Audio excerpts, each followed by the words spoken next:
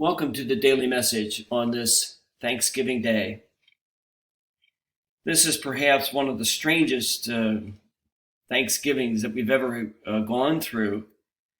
It certainly has been one of the strangest years we've ever experienced. It's been unlike any other that I can remember. And yet, we still have a lot to be thankful for. And so in that spirit of gratitude, I offer this Thanksgiving Day blessing.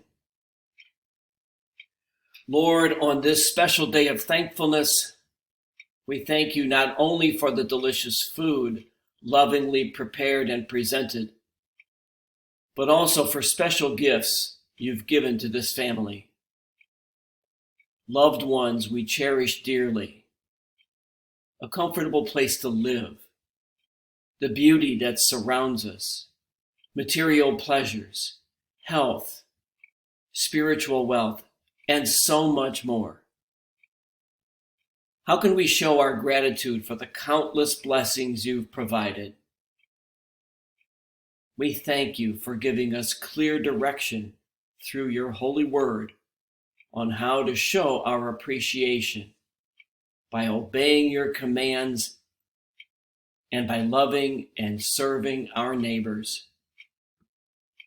Thank you, Lord.